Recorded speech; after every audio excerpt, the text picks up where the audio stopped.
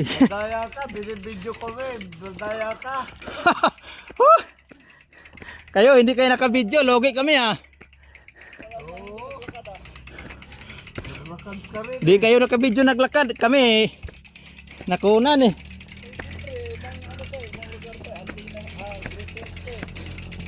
Ah.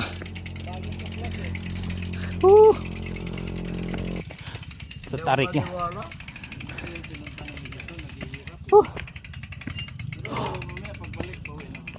Grabe, ginawang patag yung akyatin. Lakad nga lang.